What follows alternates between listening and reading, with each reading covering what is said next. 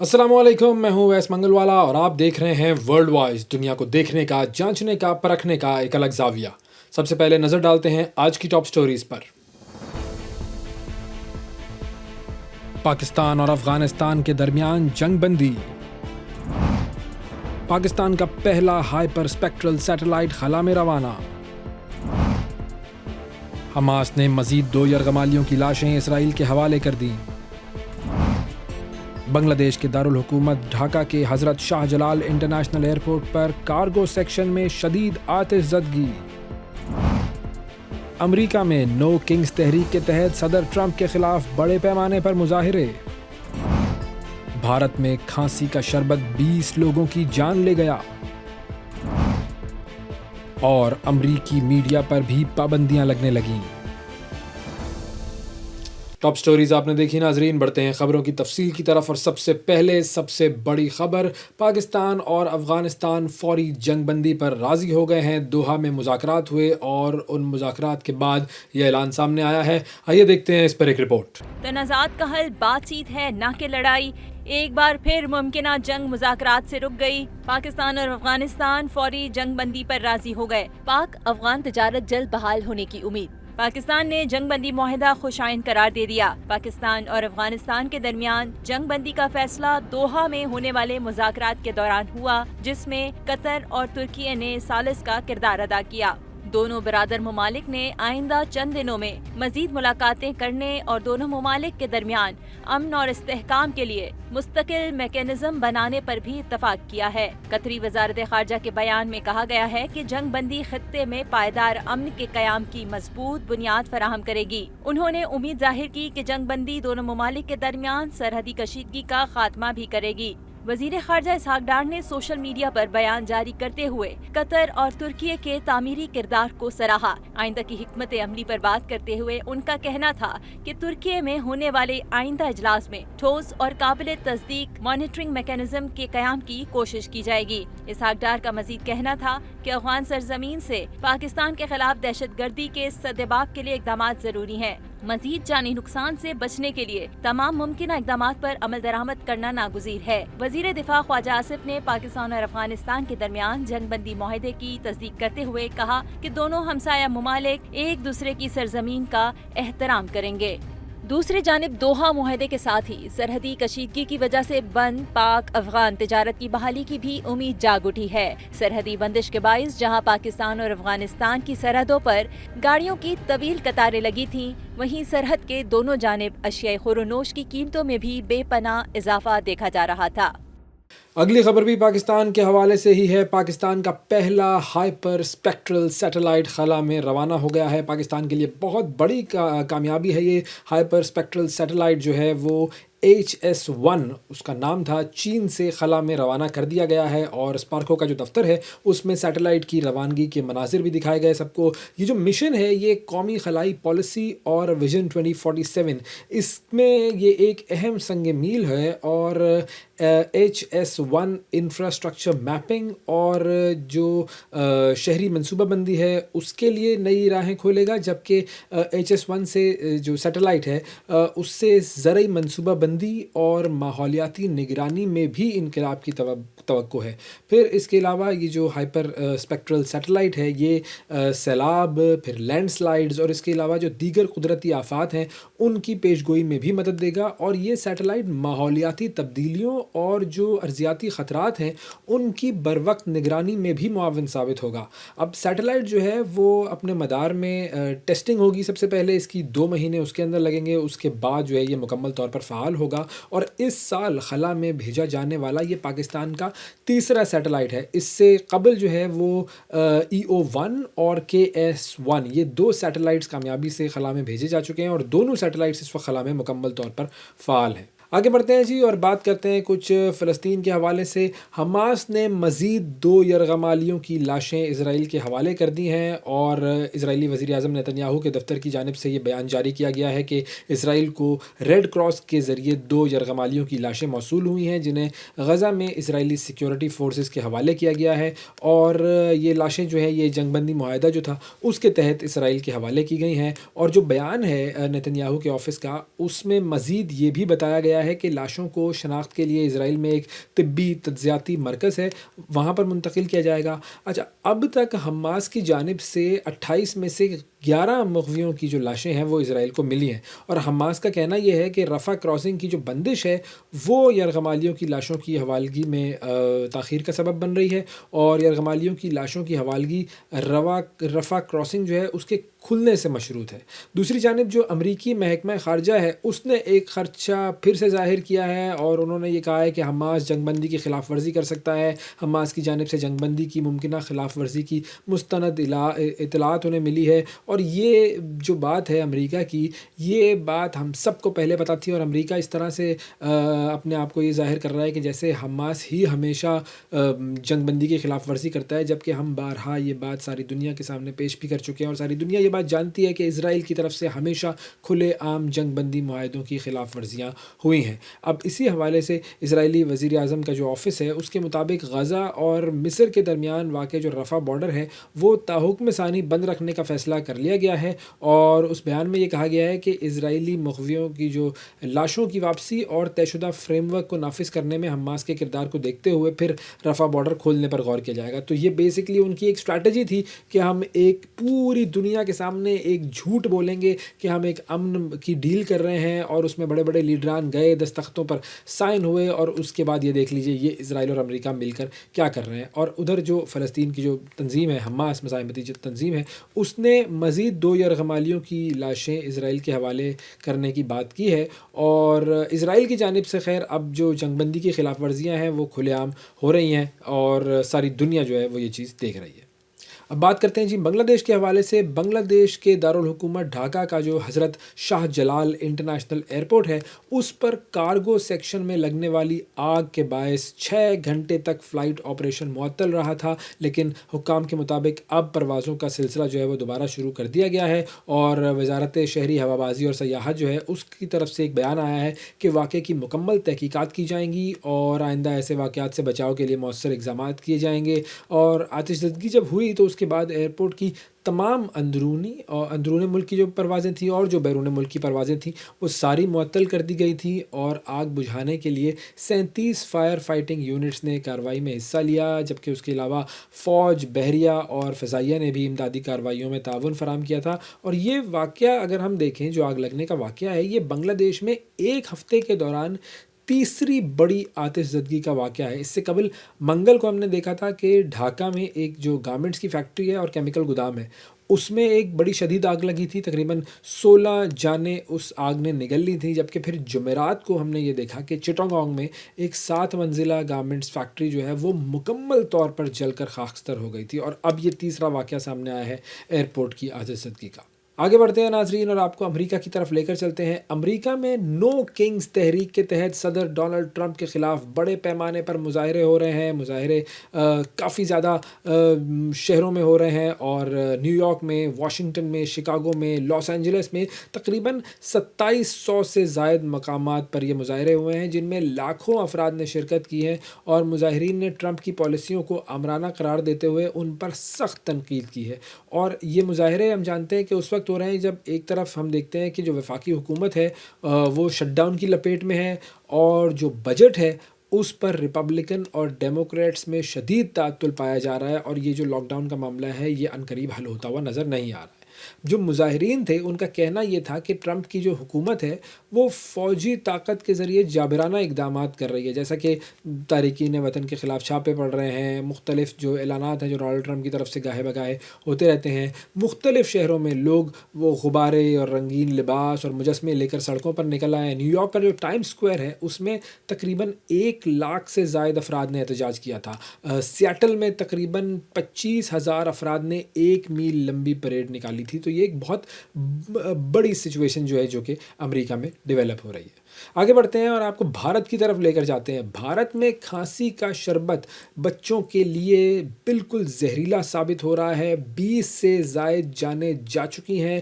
World health organization کی warning ہے جو کہ جاری ہو چکی ہے کہ کھانسی کا شربت وہاں پر جو بن رہا ہے وہ بچوں کو نہ پلایا جائے۔ اس حوالے سے ہم بات کرتے ہیں، ہمارے ساتھ موجود ہیں ڈاکٹر رانا جواد اصغر صاحب، ان سے بات کرتے ہیں۔ السلام علیکم سر، بہت شکریہ آپ کا پروگرام کے لیے، آپ نے وقت نکالا۔ اب سب سے پہلے میں آپ سے یہ جاننا چاہوں گا، آپ تھوڑا سا میڈیکل جو پوائنٹ آف ویو ہے اس سے ہمیں سمجھا سکیں گے بہتر کہ جو بھارتی جو کھانسی کا شربت ہے اس میں پایا جانے والا جو ایک سبسٹنس ہے ڈی ایتھیلین گلائکول، یہ کیا ہے اور یہ انسانی صحت کے لیے کیوں خطرناک ہے؟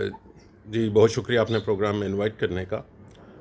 ڈائی ایتھینائل گلائسول جو ہے جسے DEG بھی کہتے ہیں، یہ ایک انڈسٹریل سالونٹ ہے، یعنی کہ جو آپ کے پیٹرول کے اندر پڑتا ہے، کچھ اور اس طرح کی چیزیں ہیں، لوبریکنٹس ہیں، ان کے اندر یہ شامل ہوتا ہے. لیکن اس کا دوائیوں کے اندر کوئی کام نہیں، کیونکہ یہ بہت زہریلا ہوتا ہے، اور اتنا زہریلا ہوتا ہے کہ اس کا ایک چمچ جو ہے چھوٹا، وہ چھوٹے بچوں کی جان لے سکتا ہے.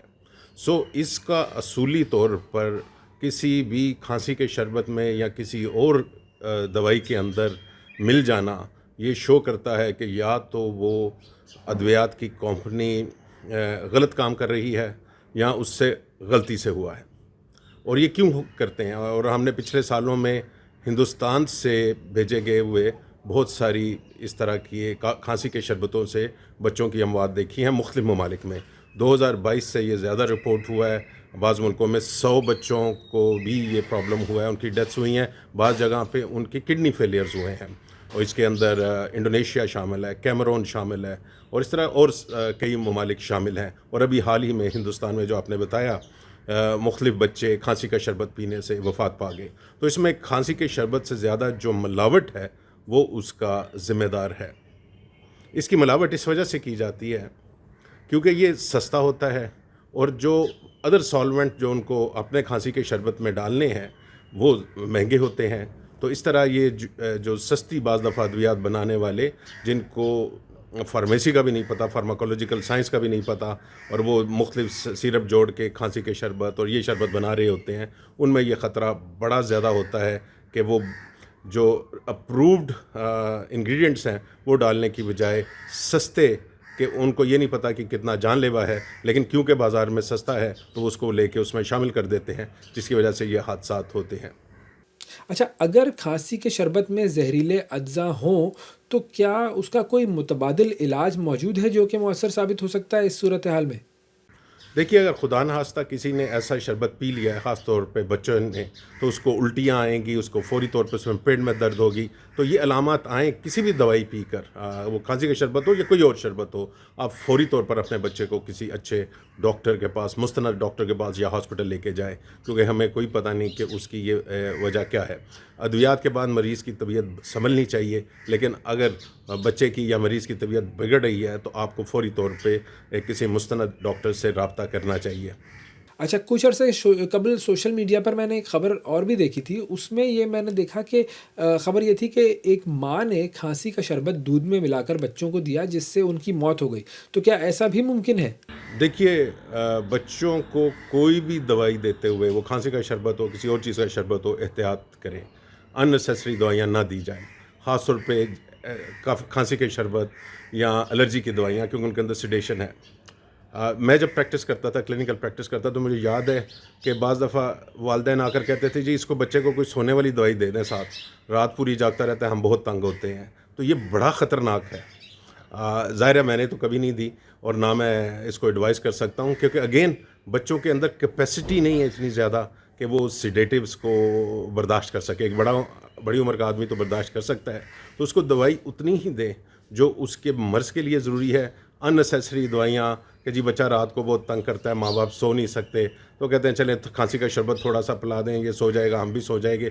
یہ انتہائی خطرناک عمل ہے، اور لوگ اس کے بارے بات نہیں کرتے. لیکن میں آپ کو اپنا قصہ بتا رہا ہوں کہ میرے پاس مریض بعض دفعہ ماں باپ ایسے آیا کرتے تھے، ینگ پیرنٹس جنہوں نے نیا ان کا بچہ ہوتا تھا اور اس کو پالنے کی کوشش کر رہے ہوتے تھے، اور وہ ایکچولی ڈاکٹر سے ہی ڈیمانڈ کر رہے ہوتے تھے کہ انہیں پتا تھا کھانسی کے شربتوں میں بچہ سو جاتا ہے. تو میرا یہ ہوگا کہ بچے کو کھانسی کا شربت سیڈیشن والا جس کے اندر سیڈیٹیو ہے وہ نہ دیجیے.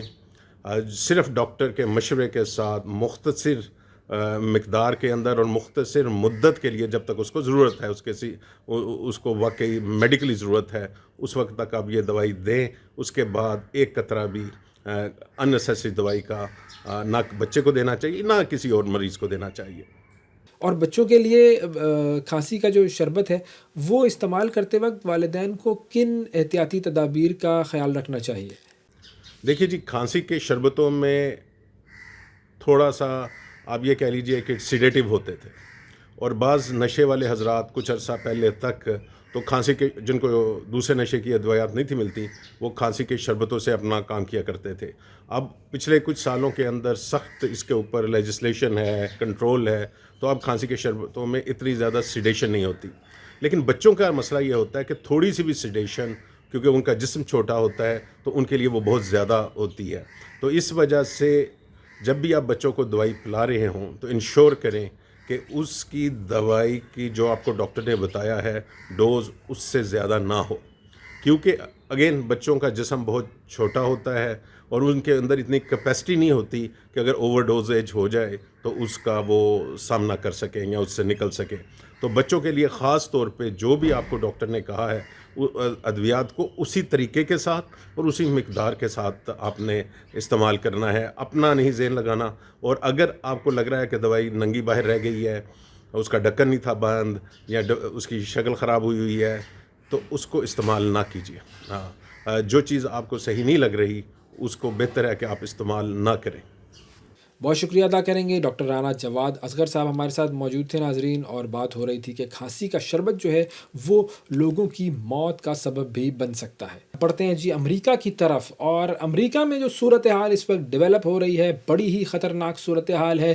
ڈونلڈ ٹرمپ بمقابلہ امریکی میڈیا، یہ ہے معاملہ۔ ڈونلڈ ٹرمپ کی طرف سے کچھ ایسی میڈیا پالیسیز اناؤنس کی گئی ہیں ڈونلڈ ٹرمپ کی حکومت کی طرف سے کہ جو پینٹاگون کا جو میڈیا ہے، جو میڈیا ہاؤسز پینٹاگون کو کور کرتے تھے، ان کے درمیان اور ڈونلڈ ٹرمپ کی حکومت کے درمیان ایک شدید تنازع سامنے آیا ہے، اور کئی major U S media houses ہیں جنہوں نے کہا ہے کہ ہم ڈونلڈ ٹرمپ کی حکومت کی طرف سے یہ جو نئی پالیسی ہے میڈیا کے حوالے سے جو دی گئی ہے اس کو ہم نہیں مانتے ہیں۔ اب یہ معاملہ کیا ہے اس پر ہم بات کرتے ہیں۔ ماہین مصطفیٰ ہمارے ساتھ موجود ہیں، جرنلسٹ ہیں، امریکہ سے ہمیں جوائن کر رہے ہیں۔ السلام علیکم ماہین۔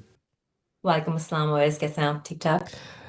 تھینک یو ماہین، آپ نے پروگرام کے لیے وقت نکالا۔ اب یہ جو پینٹاگون کی طرف سے نئی پریس پالیسی اناؤنس کی گئی ہے وہ ہے کیا، اور کیا اس میں ایسے پوائنٹس ہیں کہ جس پر میڈیا ہاؤسز کو اعتراض ہے؟ انہوں نے پالیسی لانچ کی ہے through the defence secretary Pete Hegseth. It's a very interesting policy, 21 pages کا یہ ایک بہت ہی ایکسٹینسو ڈاکیومنٹ ہے جس میں کچھ ریسٹرکشنز ہیں جو کر دی گئی ہیں امپوزڈ آن جرنلسٹ۔ اب انہوں نے کہا ہے کہ ان آتھورائزڈ یعنی کہ غیر اجازتی معلومات جو سینسٹیو انفارمیشن ہے اس کی ریسٹرکشن کی گئی ہے، اور یہ کہا گیا ہے کہ it's for the national interest and the security of U S to be protective of that. لیکن کرٹکس کہہ رہے ہیں کہ یہ بہت ہی زیادہ پریس فریڈم کو آن دا لائن ڈال رہا ہے۔ It is attacking curiosity and asking the tough questions, because press کا کام کیا ہے؟ To hold the people in power accountable, تو وہ اس کو ہی تھوڑا کم کیا جا رہا ہے۔ اگر دیکھا جائے تو یہ جو بات ہو رہی ہے اباؤٹ ان آتھورائزڈ انفارمیشن، یہ ایک تو آپ حاصل نہیں کر سکتے، یہ کہا گیا ہے، دوسرا اس کو پبلش نہیں کر سکتے، چھاپ نہیں سکتے ہیں جرنلسٹ۔ یعنی کہ جو کچھ کافی چیٹس بھی ہوا کرتی تھی، coffee table chats, casual conversations, hallway conversations Pentagon میں، وہ بھی اب نہیں ہو سکتی۔ کبھی کبھار سچ ابھرتا تھا ایسی کانورزیشن سے، اب وہ بھی نہیں ہو سکتا ہے۔ اور ساتھ میں پینٹاگون کی بلڈنگ کے کچھ ایریاز ہیں جن کو بالکل ریسٹرکٹ کر دیا گیا ہے، اور اگر جرنلسٹ جائیں گے سو دے ول بی اسکارٹڈ بائی آفیشلز، یعنی کہ ہیویلی اسکریننگ اور مانیٹرنگ بھی ہوئی جائے گی۔ اب یہ obviously this is something that is really surprising many people because it's a little unprecedented. It hasn't happened before. Journalists weren't given this kind of a restriction before, so it seems a little odd.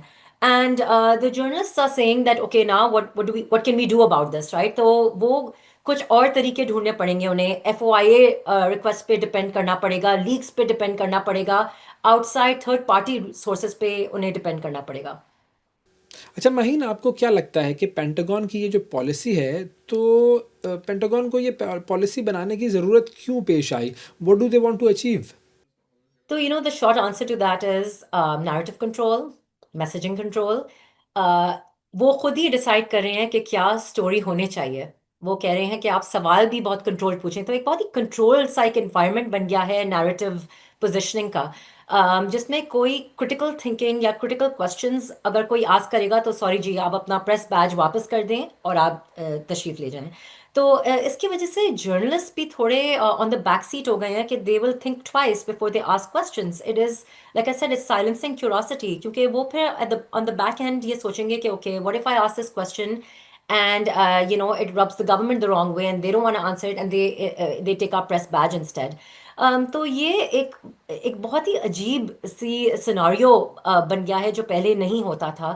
और आप खुद timing भी देख लें इसकी OS, अभी दुनिया में क्या चल रहा है, ग्लोबल कॉन्फ्लिक्ट्स हैं, स्टेट और लोकल इलेक्शंस यूएस के होने वाले हैं which kind of decide on the structural political landscape of US itself. Defence contracts हैं, कुछ फॉरेन पॉलिसी कंट्रोवर्सीज हैं। इन चीज़ों के मद्देनज़र करते हुए अगर आप देखा जाए तो ये टाइमिंग इसकी बड़ी इंटरेस्टिंग है। और बाद में मैं आपको थोड़ा और भी बताऊंगी, लेकिन जो इन्होंने फेडरल कट किया है पब्लिक मीडिया पे, सीबीएस पे, एनपीआर एंड ऑन पीबीएस, तो ये भी on a way to pronged approach लगती है जर्नलिज्म को कंट्रोल करने के लिए। तो मुझे ज़रा ये बताइएगा कि क्या ये कोई नया प्रेसिडेंट है जो कि सेट हो रहा है? इससे पहले कितनी सेंसरशिप थी अमेरिकी मीडिया पर, और अब प्रेस फ्रीडम पर कितना इम्पैक्ट होगा इसका? हाँ, ये इम्पैक्ट काफ़ी बड़ा होगा, बिकॉज देखें रिस्ट्रिक्शंस इस तरह की पहले नहीं की गई हैं। बहुत ही ओपन और एक्सेसिबल काइंड ऑफ रिलेशनशिप और डायनामिक था between the press, the military, the press that is in the pentagon and the officials as well. Accessibility बहुत थी, जैसे मैंने कहा, coffee table conversations, of the record conversations, hallway conversations, सारी चीज़ों पे एक रिस्ट्रिक्शंस लग गया, तो एक बहुत ही बड़ा एक गैप आ गया है। उसकी वजह से क्या होगा, रिड्यूस्ड रिपोर्टिंग होगी, particularly stuff that's coming from inside the pentagon. और अगर आप देखा जाए कि अप्रूव कौन करेगा, 30 मीडिया जो आउटलेट्स हैं यूएस की, उन्होंने तो उसको रिफ्यूज कर दिया है to sign this.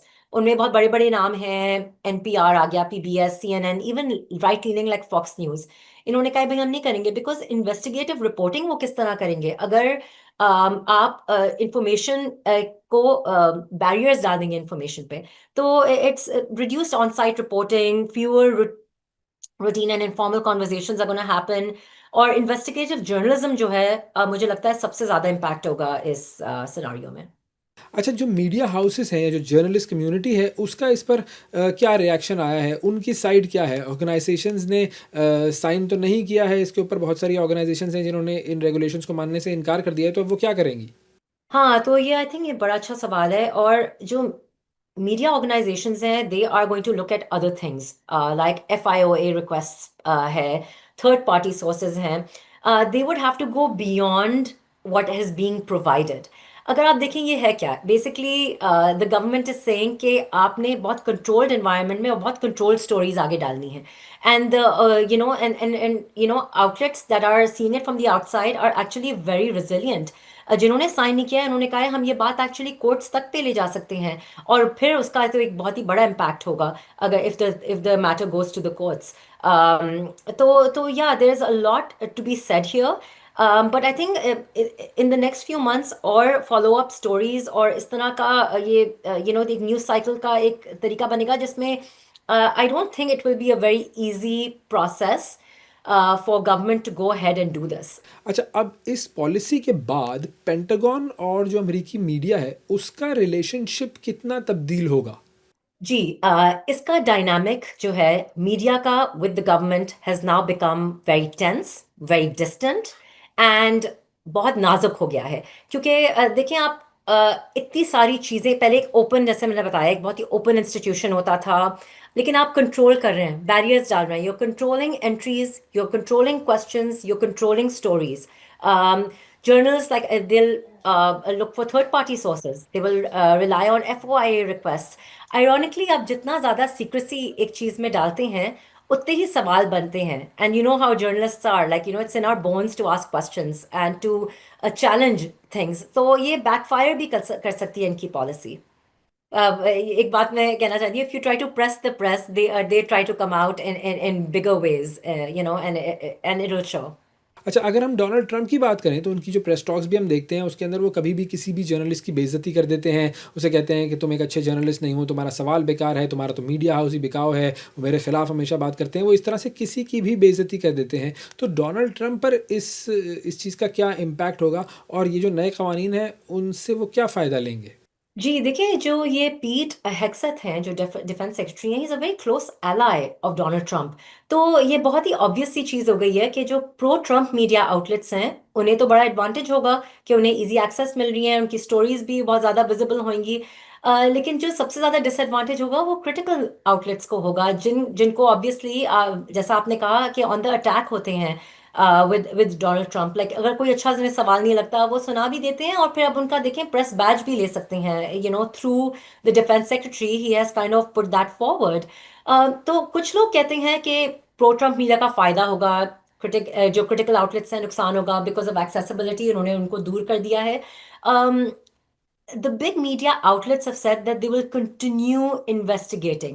Like they are being tenacious and fearless. They're like कि हम ये पॉलिसी आगे बढ़े ना बढ़े, हम अपनी रिपोर्टिंग को जारी रखेंगे जिस तरह हम रखते हैं, and we will try our best to try to access the truth.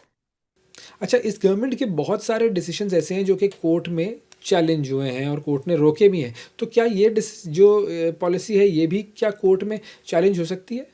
हाँ देखें, ये अगर देखा जाए तो ये जो इन्होंने पॉलिसी की है, it is directly attacking and challenging the first amendment, जो प्रेस फ्रीडम है। सो press freedom is on the line. So there is no doubt that it is going to go to the courts. In fact जो reporters committee for freedom of press है, और जो media के काफ़ी law clinics हैं, trade press unions हैं, they have said that they will take this matter to the courts. They have said it out straight. और अगर कोई जर्नलिस्ट का अगर कोई प्रेस बैज ले लिया जाएगा तो वो उसको व्यू पॉइंट बेस्ड डिस्क्रिमिनेशन कह सकते हैं। और अगर ये चीज कोर्ट में अनकॉन्स्टिट्यूशनल साबित हो गई तो ये प्रेस के लिए तो बहुत बड़ी विन है, and it's going to be a landmark moment for American press. और ये जो कुछ अर्सा कबल ट्रंप एडमिनिस्ट्रेशन ने मीडिया ऑर्गेनाइजेशंस की फेडरल फंडिंग भी रोक दी थी, तो उसकी क्या डिटेल्स हैं? कौन कौन से इदारे और जनरल पब्लिक जो है वो इससे किस तरीके से मुतासर होगी? हाँ, ये जो न्यूज़ है ये उतनी ही अलार्मिंग है जितनी ये पेंटागन की प्रेस पॉलिसी सामने आई है। बेसिकली मई 2025 में ट्रंप ने बहुत बड़े फेडरल कट्स जो हैं वो किए थे, which is on their CBM, यानी कि कॉरपोरेशन फॉर पब्लिक ब्रॉडकास्टिंग, जिसमें एनपीआर और पीबीएस को उन्होंने उनकी फंड कट करने का जो है अनाउंसमेंट की। और उन्होंने इस बेसिस पे किया कि जो टैक्स पेयर मनी जा रहा है वो बाइज्ड मीडिया को जा रहा है। वो कह रहे हैं कि वो स्टोरीज बाइज्ड होती हैं जहां से ये निकल रही होती हैं। कांग्रेस ने इसको अप्रूव किया और $9 मिलियन लगभग की अमाउंट जो है वो कट्स हुए हैं, जिसमें बहुत बड़ा इम्पैक्ट आया है अमेरिकन जर्नलिज्म पे, स्टाफिंग पे, प्रोजेक्ट्स पे। और पर्टिकुलरली रूरल अमेरिका है सफर्ड, क्योंकि आप उनको डिप्राइव कर रहे हैं फ्रॉम नॉलेज शेयरिंग। जो एक छोटे से गांव में किसी आइडहो के विलेज में बैठा है, तो वो सिर्फ एक अपने एनपीआर एफिलिएट लोकल स्टेशन पे डिपेंड करता है कि कल यहाँ पे साइक्लोन आएगा, बारिश होगी, क्या होगा। तो उनको वो नॉलेज नहीं मिलेगी। तो it is affecting America in a very big way. और अगर आप देखा जाए तो ये इन अ वे, जैसे मैं अर्लियर कह रही थी कि टू प्रोंग्ड अप्रोच अपनाई गई है। एक तो जर्नलिस्ट को निकाल दिया जाए पेंटागन से, या उनको अगर स्टोरीज उनकी अगर चैलेंज करें जो जनरल गवर्नमेंट मैसेजिंग की है तो उनसे उनके प्रेस बैजेस ले लिए जाएं। दूसरी तरफ आप बड़े फेडरल कट्स कर रहे हैं जिसमें आप एक बहुत ही नॉन पार्टीजन जर्नलिज्म है एनपीआर पीबीएस की सूरत में उनको काट रहे हैं। Sesame street, all things considered podcast, मतलब ये एक बेसिक नॉलेज शेयरिंग प्लेटफॉर्म्स हैं बच्चों के लिए, बड़ों के लिए, to have a very informed opinion and a very balanced opinion about the world. So it will really have a huge impact, and as a journalist personally I'm very concerned about where America is heading. MTG जो मेरी outlet है जो 2019 में launch हुई है, we just published a story about press freedom being online and the Pentagon journalists walking out, and I've talked to some of my peers and colleagues in DC and they are just shaken about where America is heading.